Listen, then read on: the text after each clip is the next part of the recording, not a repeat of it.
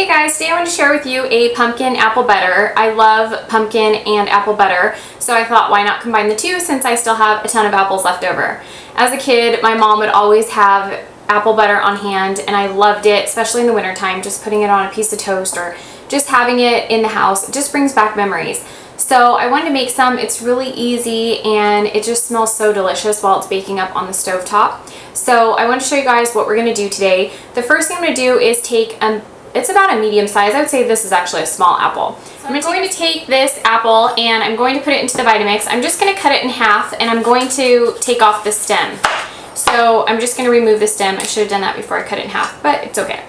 And so what you want to do if you have a food processor or Vitamix, doesn't matter. You just want to take one apple and put it inside. So I just blended up one apple and I'm going to leave it, there's a little bit of chunks in there and that's completely fine. So if you have your apple, just finely grind it down in a food processor or the Vitamix, Blendtec, whatever you have. If you have chunks, that's fine. You'll have a chunkier apple butter with the, or pumpkin apple butter. We're not doing just apple today. So you'll just have little chunks of it and that's fine if you like it. I kind of like having that inside of my pumpkin apple butter. So then the next thing we're going to do is cook it down on the stovetop. Pumpkin, and this is the pure pumpkin. This is not the pumpkin pie filling. And I got the case of the pumpkin at Costco. Right now they have a big case of organic pure pumpkin. I think it's like $6.47 a case. It's actually a really good deal. But I have the pumpkin in here and then the one apple that we blended up into the blender. If you don't want to do that, you can always use a 1/3 cup of just an unsweetened applesauce instead of grinding down your apple. So I'm going to turn on the stovetop to a medium heat and I'm just going to put that on there. So we have our 1 can of the pure pumpkin and then we have 1 apple. And we're going to add our other ingredients. I just kind of want to blend together the pumpkin and the apple just so everything's coated. Okay. So we have that completely mixed. The next thing we're going to add is a 1/3 cup of, this is just the organic unsweetened pure apple juice from Trader Joe's. So you just want to use 100% pure apple juice, nothing sweetened. And we added that to it. I'm just going to mix it all up. And then we're going to add, I have about a teaspoon of lemon juice. Basically you just want to squeeze in just a half of a lemon. So I have just, it's about a teaspoon of lemon juice. And as I add each ingredient, I'm just going to take my little wooden spatula here and just kind of stir it around. The next thing I'm going to do is add 2 tablespoons of brown sugar. So we went ahead and added the brown sugar. I'm just going to stir that together. And then the next thing I'm going to add is 1 teaspoon of cinnamon and 1 teaspoon of pumpkin pie spice. If you don't have pumpkin pie spice, if they don't sell it where you are or you don't have it on hand, go ahead and use a 1/4 teaspoon of cloves, nutmeg, and ginger, and you can just make your own. If you don't have a pumpkin pie spice, I use it quite a bit, so sometimes I do have to make my own just because I use it so much, especially right now in the fall. So I'm going to go ahead and mix that up. And then the next thing we're going to add is a 1/2 teaspoon of vanilla.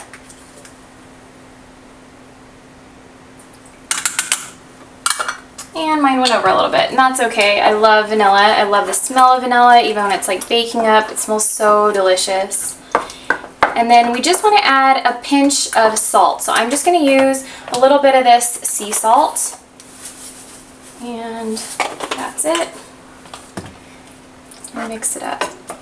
So now what we're going to do is just let this sit on the stovetop and we're going to let it boil. So we're going to let it just on medium heat and we're going to let it boil for about 25-30 minutes. And I'm going to give it a stir just a few times. Also, if you don't have the apple juice on hand, if you don't have a pure apple juice, if you do have a coconut water, just use coconut water in place of the apple juice. And it will taste just as delicious. So we're just going to let this simmer down and cook down for about 25-30 minutes. So I have this just on a low temperature heat. As this is cooking up, you just want it on low. So as we're putting the ingredients in, it's fine to have it on a medium heat, but as we're just letting this simmer down, we want this on a low heat. Stirring like every few minutes, like just so often check it and just stir it and it'll be fine. And we'll just keep a watch on it, and that's what it looks like right now. Okay, the pumpkin apple butter is all done. I let it cool before I put it into my mason jar. You'll want to let it cool on the stove top before you put it into whatever you're going to keep it in. I like to keep these in mason jars. So I just simmered it over the stove for about 30 minutes and then I let it cool and then I went ahead and put it into the mason jar. These are really nice over the holidays if you want to give these away as gifts. Put a cute little tag on them, put some ribbon, maybe a little bit of like fabric around the cap of this, and then put like a cute tag and kind of dress it up. Put it in a little basket if you want to with some other little goodies, but they're nice gifts. People appreciate them because they're homemade, they're from you. But I love having this on hand just because it brings back so many memories. When I was a little girl, just my mom always had this. She loved apple butter. So I love pumpkin and apples, so it's a great treat to do both. So a pumpkin apple butter. So in the fall and the winter, as it's rainy and dreary, I can only wish, because we haven't had either one here in Southern California. But as it gets colder, I'm hoping, fingers crossed, we will have a winter. It's always nice and comforting to have this. So it tastes delicious. I hope you guys enjoy it, and I will see you guys soon. Bye!